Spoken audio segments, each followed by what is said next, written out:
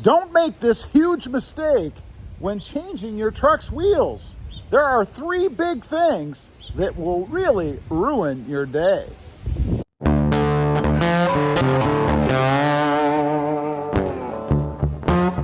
Well, good afternoon, everybody, and welcome back to RamBox FST. You know, you've got your new truck out there, and you're thinking about changing out those wheels and going with something really cool aftermarket. You know, we all do it, at least anybody who's into modding and stuff. But there are three things that can happen that will really ruin your day. Before we get into it, if you're new or you haven't before, make sure you smash that subscribe button and click that notification bell so that you don't miss out on any upcoming videos. So what am I talking about? Recently, I watch another YouTube channel. It's called Autovlog. He changed out the wheels, or was going to change out the wheels on his truck. Was all excited about it, drove it to a shop. They even put the new wheels on. Check out his video, by the way. I'll leave a link down below. And he had a few problems.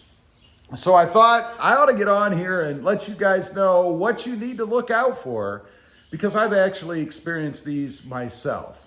So let's get into it. Number one, make sure that you're going to clear the calipers, the brakes. You know, that big hunk of metal that sits right behind the wheel. I've had this issue on my truck, on my Ram. I've been thinking about going to a smaller wheel. It came with these giant 20-inch chrome wheels. I'm not a big giant wheel fan. I was thinking about going with a 17. But you see, there's a problem. The calipers on that truck are so big that I can't fit a 17. The smallest I can go is probably, and I say probably because the gap between the inside of the wheel and the caliper itself is only about that much. It'll fit, but there's another problem with that. You have to take into consideration how the wheel, the tire, the whole setup is going to be balanced. Because you see, most balancing places will put a weight on the inside. They kind of glue it to the inside of the wheel. And then, of course, that spins around, obviously, as your wheel turns, unless you have a problem. Now, if you only have this much space to begin with, and you start stacking balance weights on the inside, obviously, they could contact the brake caliper. Now, what's going to happen is they're going to get knocked off. And then you're going to have a balance problem. Your tire's not going to feel right. The steering wheel's going to move. It's going to be bad news. And the last thing you want to do is go to a shop who may not have noticed. They go ahead and put those balance weights on. As soon as you pull out of the driveway, they're hitting your caliper and they've fallen off. Definitely not a good scenario. But that's not the biggest mistake. That's not the worst thing that can happen. Secondly is offset. You know, a lot of the aftermarket wheels come with an offset. Now, that means, in this case, in my example, they're going to push the wheels further out, which is an awesome look for any truck. I love that, and I never put wheels on that don't have an offset, that don't poke out beyond the fenders somewhat. Well, the problem with that is it changes the way the tire sits in there, if you will. And when you bring them out, there's a bigger chance that when you turn the steering wheel, that tire is going to impact the inside of the fender. It can even hit some of the other pieces and parts under there. You want to make sure, obviously, that that doesn't happen. So that means you've got to have the truck up high enough in the air to get it away, or to get the tire away from the fenders when you're turning. In some cases, it could be extreme. Now, damage that can occur? Well, obviously, if you've got that big, giant, aggressive mud tire with that deep tread work on it, smacking and grabbing your fender, front or back, when you're turning, if it's bad enough, it could actually rip off the fender, or at least the inner liner itself. I've seen it happen. The best case, I suppose, is that it just rubs a little bit and does a little bit of damage, tears things up just a little bit, but still, you're going to be able to feel it and you're going to be able to hear it. Now, a tip for you, a lot of times that doesn't happen until you get out and you're driving around, kind of moving on the suspension a little bit as you're driving. So it's possible you could back out of that shop that you had those new tires and wheels put on and not notice until you take a deep curve, maybe turn the steering wheel severely left or right, maybe even some bumps on the road.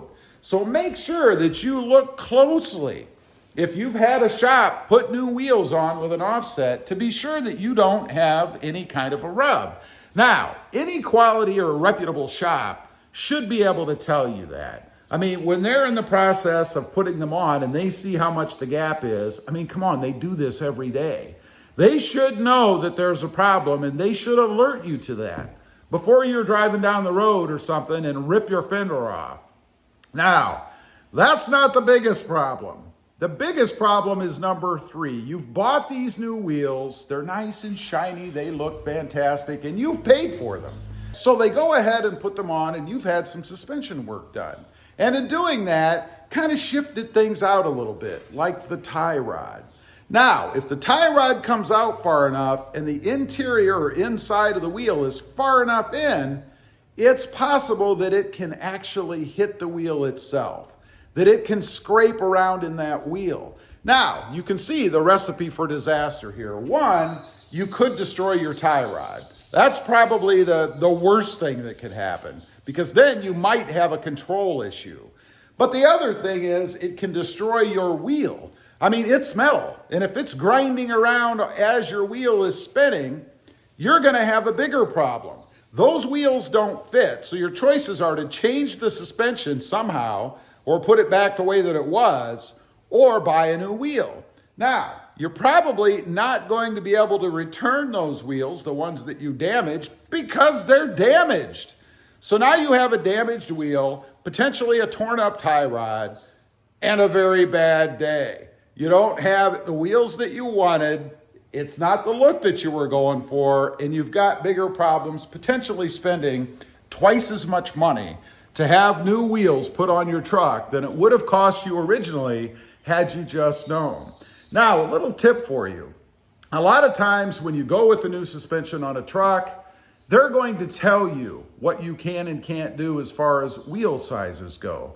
This is where it's important to make sure that you read that documentation before you buy that suspension change or the wheels if you've already done it, so that you know what you can put on. Don't waste your money and don't ruin your day. Anyway, I just thought that was kind of interesting. I've experienced it myself as far as a rub goes. I've rubbed high, I've rubbed low, I've rubbed front and back. Mistakes I've made myself. So don't make this huge mistake when changing your truck wheels. Make sure that you're informed, you're using a good shop, and you know what you're doing.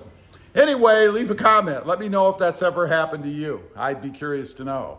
Also, once again, if you didn't in the beginning, make sure you smash that subscribe button and click that notification bell so that you don't miss out on any upcoming videos. I do have 2 additional channels. Rob Motive, all about Toyota Tacomas,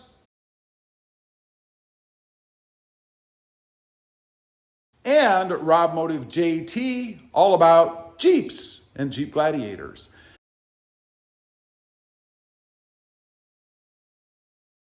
Check them out, and if you're interested, why not subscribe? Thanks for watching. Stay informed out there. Bye.